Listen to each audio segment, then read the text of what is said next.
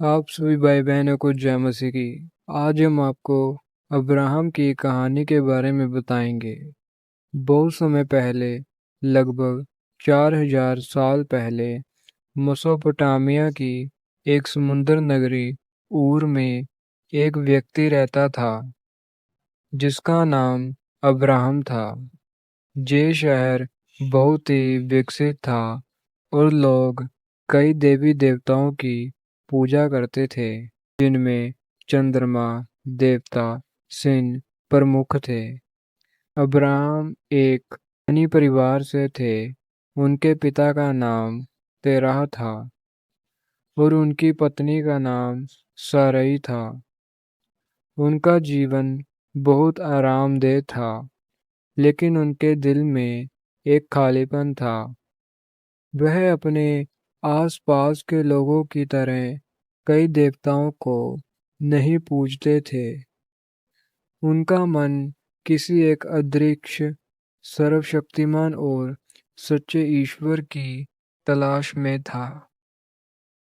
एक दिन जब अब्राहम 75 वर्ष के हो चुके थे, तो एक अविश्वसनीय घटना घटी। ईश्वर ने उनसे बात की। ईश्वर ने उनसे कहा, अपने देश, अपने रिश्तेदारों और अपने पिता के घर को छोड़कर उस देश में जाओ जो मैं तुम्हें दिखाऊंगा।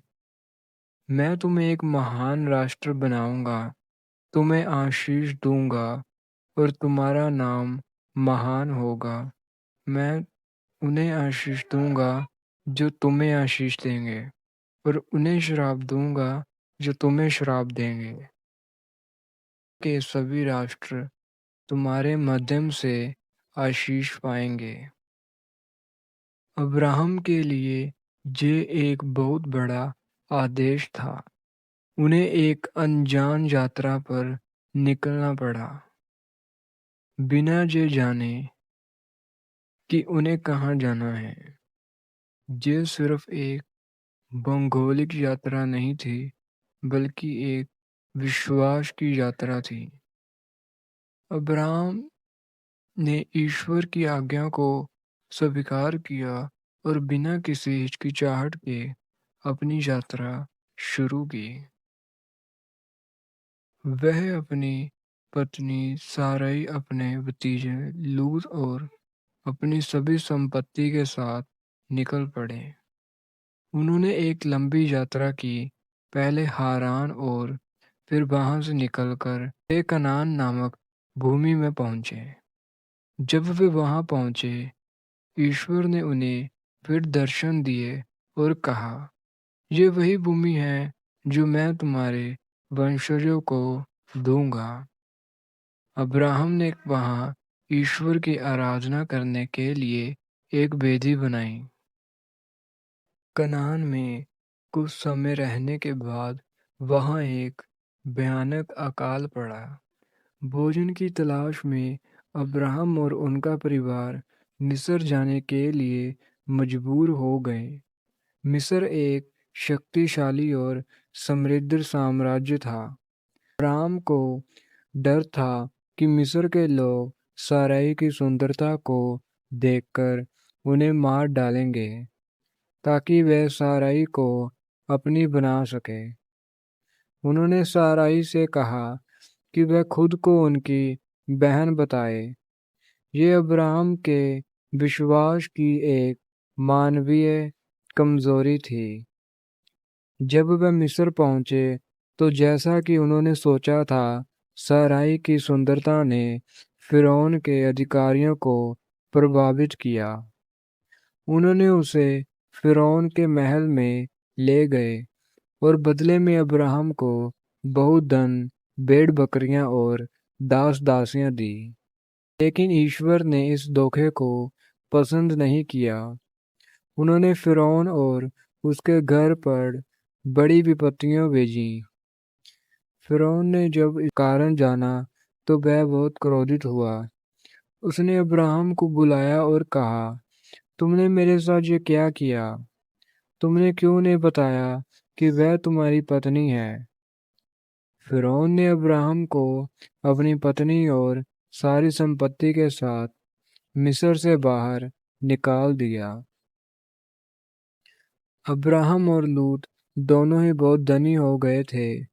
उनके पास इतनी भेड़ बकरियां और संपत्ति थी कि वह एक साथ नहीं रह सकते थे। उनके चरवाहों के बीच अक्सर लड़ाई होती थी। इस समस्या को सुलझाने के लिए अब्राहम ने लूत से कहा, हमारे बीच कोई झगड़ा नहीं होना चाहिए, क्योंकि हम भाई भाई हैं। ये सारी भूमि तुम्हारे सामने है, तुम अपने लिए कोई भी दिशा चुन लो। अब्राहम ने लूत को पहले चुनने का मौका दिया, जो उनकी उदारता को दर्शाता था। लूत ने यरदन के मैदान को चुना, जो बहुत हरा भरा और समृद्ध था। लूत सदोम और अमोरा के शहरों के पास रहने लगे। अब्राहम के लूत से अलग होने के बाद ईश्वर ने उन्हें फिर दर्शन दिए।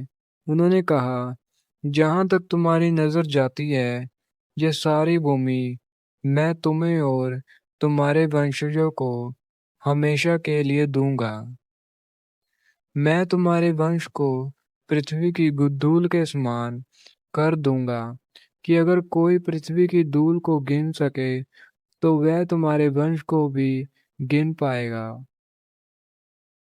अब्राहम ने बहुत समय तक इंतजार किया, लेकिन उनकी कोई संतान नहीं हुई।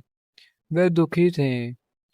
ईश्वर ने उन्हें एक सपना दिया और कहा, घबराओ मत, मैं तुम्हारी ढाल हूँ, तुम्हारा प्रतिफल बहुत बड़ा होगा।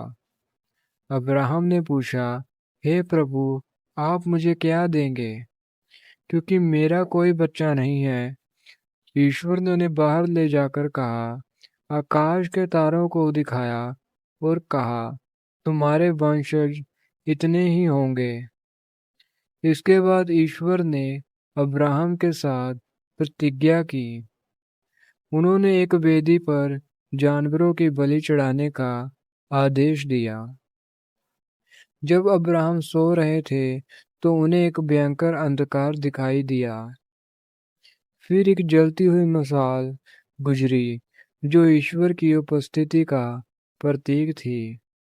अब्राहम ईश्वर ने अब्राहम से कहा कि उनके वंश 400 साल तक एक अनजान देश में दास्ता में रहेंगे, लेकिन फिर वे वापस आएंगे और इस भूमि के मालिक बनेंगे। लेकिन साराई और अब्राहम की उम्र बढ़ती जा रही थी। साराई को लगा वे कभी बच्चे पैदा नहीं कर पाएगी। इसलिए उन्होंने अपनी दासी हाजिरा को अब्राहम के पास भेजा। हाजिरा ने एक बेटे को जन्म दिया, जिसका नाम इस्माइल रखा गया। इस्माइल के जन्म के 13 साल बाद, जब अब्राहम 99 वर्ष के थे, ईश्वर ने उन्हें फिर दर्शन दिए और एक प्रतिज्ञा की। उन्होंने कहा, मैं तुम्हें बहुत से राष्ट्रों का पिता बनाऊंगा। इस प्रतिज्ञा के साथ ईश्वर ने अब्राहम का नाम बदलकर अब्राहम रख दिया, जिसका अर्थ है बहुत से राष्ट्रों का पिता, और साराई का नाम बदलकर सारा रख दिया, जिसका अर्थ है राजकुमारी। ईश्वर ने अब्राहम को बताया कि 1 साल के भीतर सारा एक पुत्र को जन्म देगी। जब सारा ने यह सुना तो वह हंस पड़ी, क्योंकि वह और अब्राहम दोनों बहुत बूढ़े हो चुके थे। लेकिन अगले साल ईश्वर ने अपना वादा पूरा किया। सारा ने एक पुत्र को जन्म दिया, जिसका नाम इसहाक रखा गया, जिसका अर्थ है वह हंसा। अब्राहम और सारा की खुशी का कोई ठिकाना नहीं था। इसहाक अब्राहम के लिए सब कुछ था। वे उनके बुढ़ापे का सहारा और ईश्वर की प्रतिज्ञा का जीता जागता सबूत था। लेकिन ईश्वर ने अब्राहम के विश्वास की सबसे बड़ी परीक्षा ली। ईश्वर ने कहा, अपने इकलौते बेटे इसहाक को, जिसे तुम इतना प्यार करते हो, लेकर मोरियह नामक पहाड़ पर जाओ और वहां उसकी बलि चढ़ाओ। ये आदेश अब्राहम के दिल पर एक भजे पात्र जैसा था।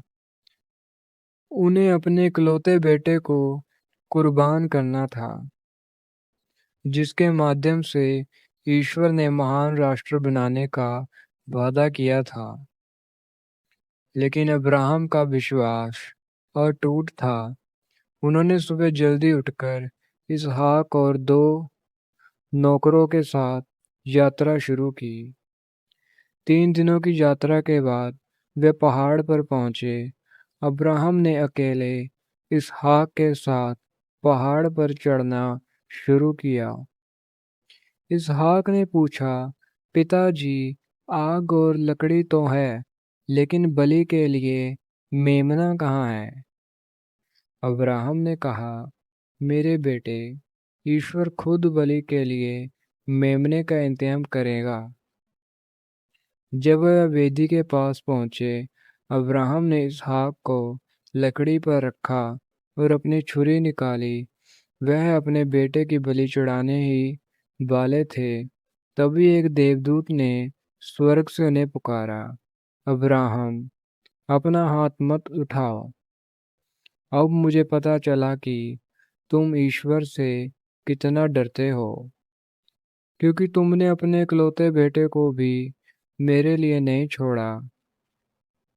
जब अब्राहम ने ऊपर देखा तो वहां एक मेमना झाड़ियों में फंसा हुआ था। उन्होंने उस मेमने की बलि चढ़ाई। इस घटना के कारण उस जगह का नाम यहोवा जिरह रखा गया, जिसका अर्थ है प्रभु का इंतजाम। अब्राहम की मृत्यु 175 वर्ष की आयु में हुई। उन्होंने एक लंबा और विश्वास से भरा जीवन जिया। उनकी कहानी हमें सिखाती है कि ईश्वर पर अटूट विश्वास कैसे हमें बड़ी से बड़ी चुनौतियों का सामना करने की ताकत देता है। आज भी अब्राहम को यहूदी धर्म, ईसाई धर्म और इस्लाम में एक महान पैगंबर के रूप में सम्मान दिया जाता है। उन्हें विश्वास करने वालों का पिता कहा जाता है, क्योंकि उन्होंने ईश्वर पर अपना सब कुछ दांव पर लगा दिया और बदले में उनसे कहीं ज्यादा पाया।